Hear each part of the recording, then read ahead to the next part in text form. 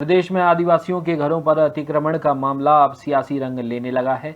इस घटना के विरोध में जेएस के प्रदेश अध्यक्ष, युवा कांग्रेस के राष्ट्रीय अध्यक्ष और विधायक खातेगांव पहुंचे, जहां नेताओं ने एकजुट होकर प्रशासन की कार्रवाई के खिलाफ सभा की और प्रशासन को ज्ञापन सौंपा। देवास जिले के खिवनी खुर्द में आदिवासियों के मकानों को तोड़े जाने के विरोध में जेएस के राष्ट्रीय अध्यक्ष हीरालाल अलावा, युवा कांग्रेस के राष्ट्रीय अध्यक्ष विक्रांत भूरिया और विधायक मंटू खातेगांव पहुंचे। उन्होंने पीड़ित परिवारों से मुलाकात की। तीनों नेताओं ने डाक बंगला मैदान में सभा आयोजित की। सभा में पीड़ित परिवारों को 10-10 हजार रुपए की आर्थिक सहायता देने की घोषणा की गई। साथ ही मौजूद लोगों से सहयोग के रूप में 100-100 रुपए देने का आग्रह भी किया गया। सभा को संबोधित करते हुए हीरालाल अलावा ने कहा कि वे आदिवासियों के जल, जंगल और जमीन की लड़ाई लड़ने आए हैं और जब उनके घरों पर बुलडोजर चल रहा था तब न तो सरकार और न ही प्रशासन को मासूम बच्चों और महिलाओं की पीड़ा पर तरस आया। वहीं विक्रांत भूरिया ने कहा कि बारिश में यदि आदिवासी बेघर होते हैं तो यह बेहद दुर्भाग्यपूर्ण है और जब तक उन पर अत्याचार होते रहेंगे वे एकजुट होकर विरोध करेंगे। सभा के बाद एसडीएम को ज्ञापन भी सौंपा गया। इस दौरान बारिश के बावजूद बड़ी संख्या में आदिवासी समुदाय के लोग सभा में डटे रहे। ज्ञापन में उन्होंने मांग की है कि उन्हें रिस्टोरेशन किया जाए, क्षतिपूर्ति दी जाए और जिन अधिकारियों ने इस कार्रवाई को अंजाम दिया उनके विरुद्ध कार्रवाई की जाए। तो उनकी मांगे हमने उनका ज्ञापन स्वीकार किया है और वो महामहिम को हम लोग आवश्यक कार्रवाई के लिए भेजेंगे। हर व्यक्ति को अपने समाज के लिए लड़ने का अधिकार है और राजनीति का मतलब ये होता है कि आप लोगों के लिए लड़ाई लड़ो।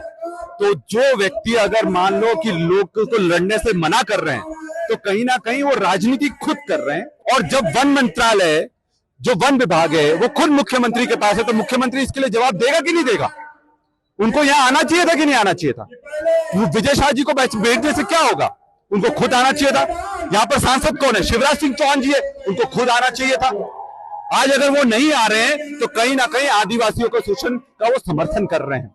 और बारिश में अगर आदिवासियों का घर टूटता है तो मैं समझता हूं इससे ज्यादा दुर्भाग्यपूर्ण कुछ नहीं होता।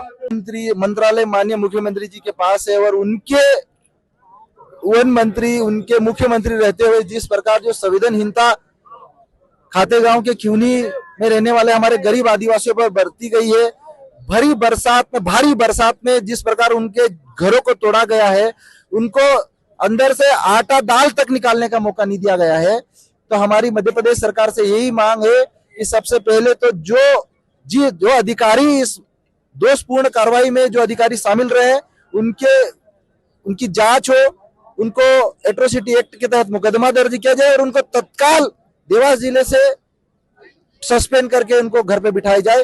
देखिए, जिस प्रकार से मध्य प्रदेश की सरकार ने हमारे आदिवासियों को भरी बरसात में घर उजाड़े हैं, मैं मोहन यादव से सीधा सवाल ये करना चाहता हूं कि क्या मध्य प्रदेश में स्कूलों की हालत अच्छी है? टीचरों की कमी नहीं है? दवाखाने में डॉक्टरों की कमी है, टीचरों की कमी है और हमारी बहनों और क्या बोलते हैं माताओं पे जिस प्रकार से बलात्कार के केस होते जा रहे हैं, मोहन यादव को वो नहीं दिखता है, उस पर इतनी जल्दी एक्शन नहीं लेता है। अगर मोहन यादव इसमें सक्षम है तो मोहन यादव जी को बाबा महाकाल की नगरी में रहते हैं, महाकाल की नगरी में जाए, महाकाल मंदिर में जाए और प्रायश्चित करे।